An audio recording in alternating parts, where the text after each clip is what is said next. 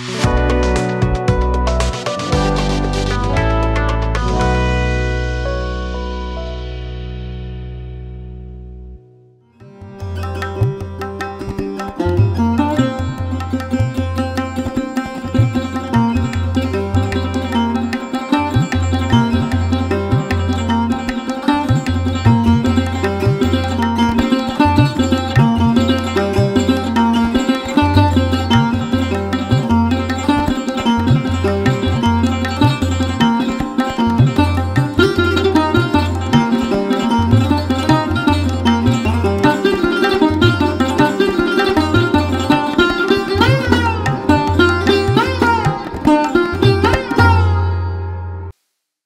जीशु ख्रीष्ट अति बहुमूल्य नाम संपर्क इंडिया द्वारा प्रस्तुत कार्यक्रम नुआ सकाल आशार आज अध्याय मुझे स्वागत जनाए।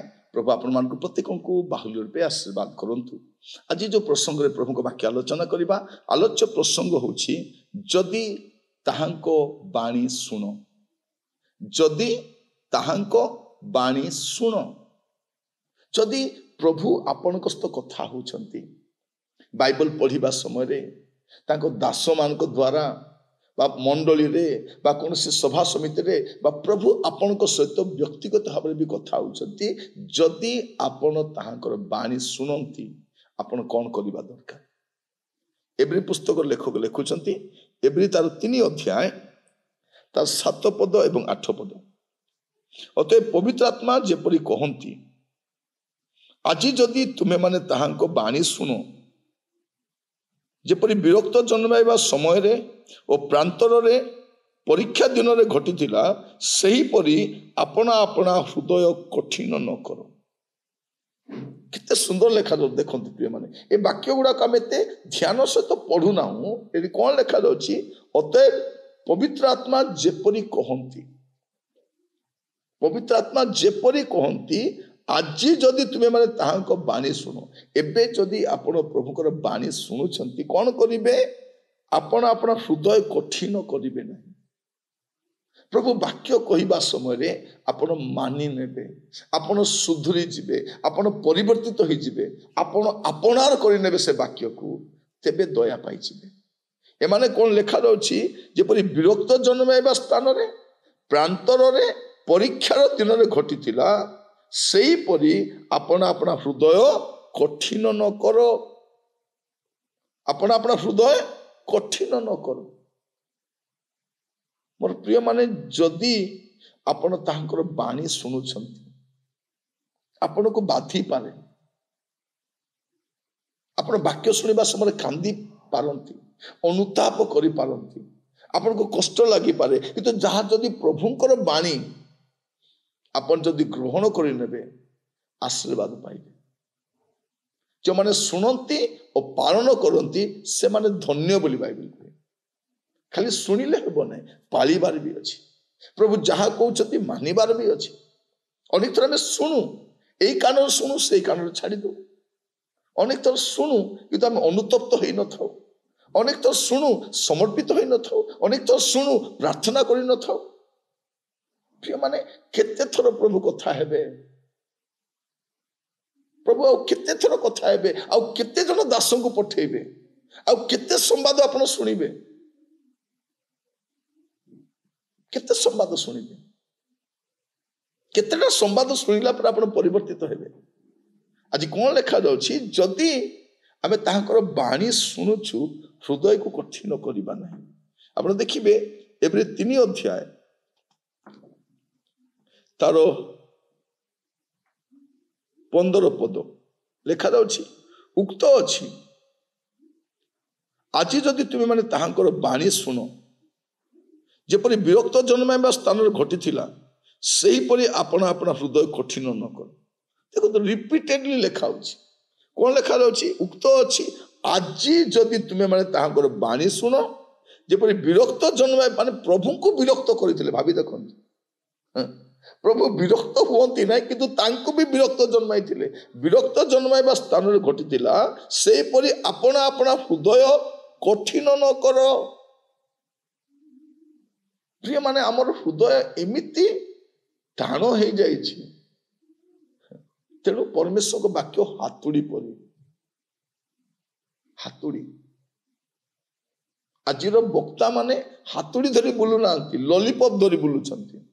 ବିଶ୍ୱାସୀ ମାନଙ୍କୁ ସେମାନେ ଚକୋଲେଟ ବାଣ୍ଟୁଛନ୍ତି, ଗୋଲ ଗୋଲ ଗୋଲ ଗୋଲ ଜେଲେବି ଖୁଆଉଛନ୍ତି। ଆଉ କେତେ ଜେଲେବି ବାକ୍ୟ ଘୁରାଉଥିବେ, ଗୋଲ ଗୋଲ କରି ସମାପ୍ତ ହଉନଥିବ, କଣ କହୁଛନ୍ତି ସ୍ପଷ୍ଟ ହଉନଥିବ।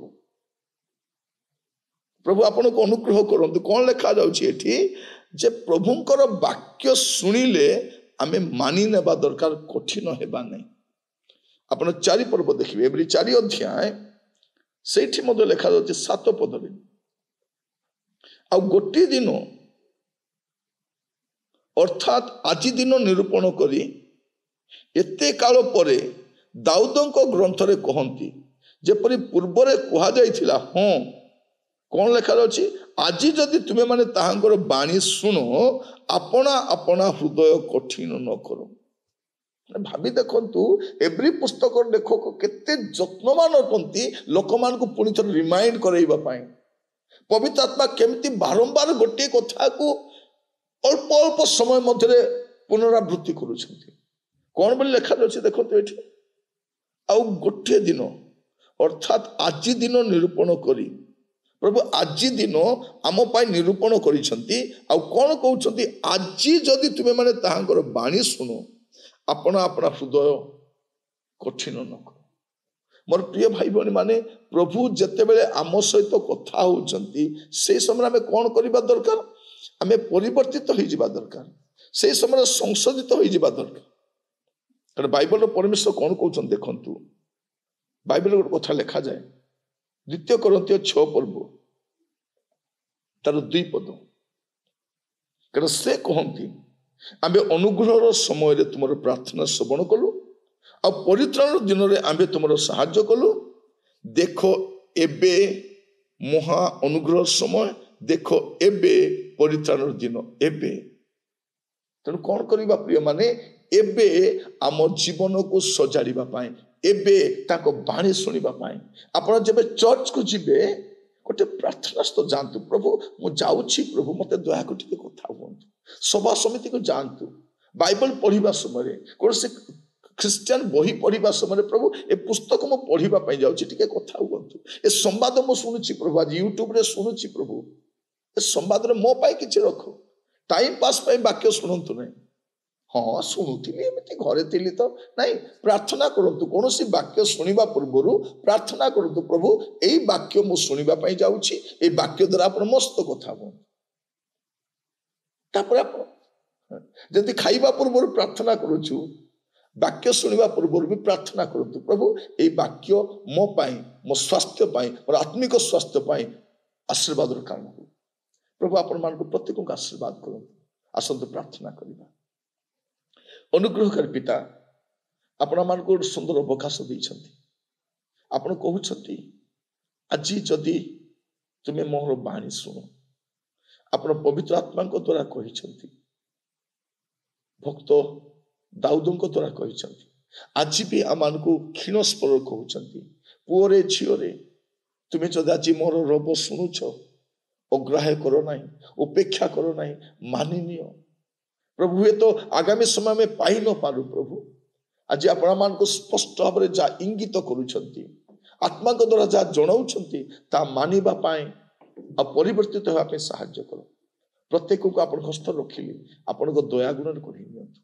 ଆଦର ମହିମା ଗୌରବ ଆପଣଙ୍କୁ ଦେଇ ପ୍ରାର୍ଥନା ମୋର ପ୍ରାଣର ପ୍ରିୟ ଯୀଶୁଙ୍କ ନାମରେ ମାଗିଲି ପିତା, ଆମେନ୍।